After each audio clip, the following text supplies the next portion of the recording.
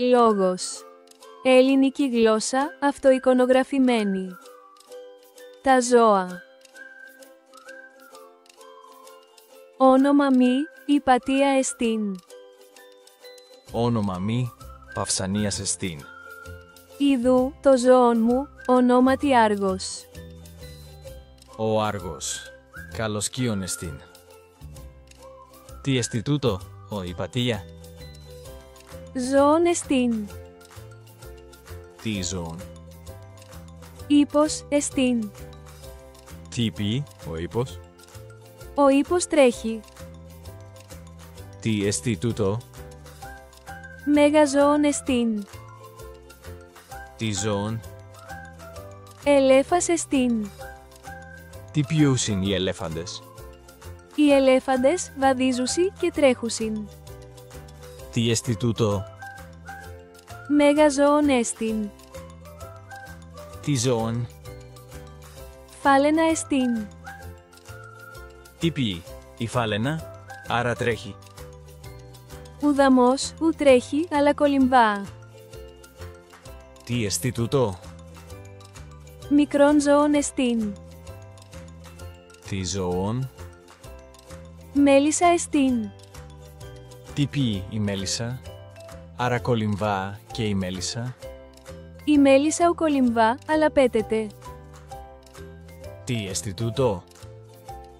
Κύκνος εστίν. Τι πει ο κύκνος. Ο κύκνος πέτεται και κολυμβά. Ένιδρον γάρ ζώον εστίν. Τι εστι τούτο. Μικρόν ζώον εστίν. Τι ζώον. Σαύρος εστίν. Τι πει ο σαύρος. Ο σαύρος έρπει. Τι εστι τούτο. Βάτραχος εστίν. Η βάτραχη αμφίβια ζώα εισίν.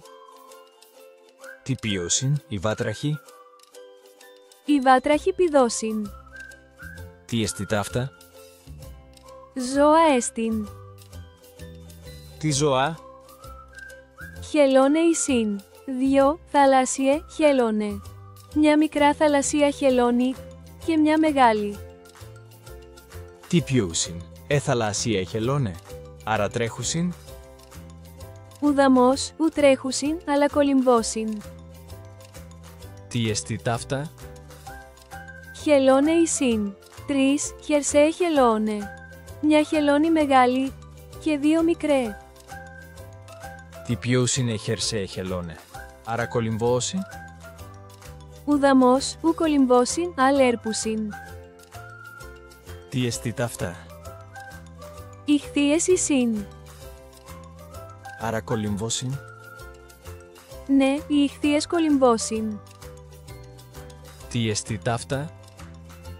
Πέντε όρνηθες εισίν. Εόρνηθες, την ζώα εισίν και πέτονται. Τι εστι ταύτα. Άνθρωποι εισίν. Τι πει ο άνθρωπος. Ο άνθρωπος βαδίζει, τρέχει και κολυμβά. Άρα αμφίβιον ζώων εστιν ο άνθρωπος. Ουδαμός, ο άνθρωπος χερσαίων ζώων εστιν και ου πέτεται. Χαίρετε, ο φίλοι. Χαίρετε, ο φίλε.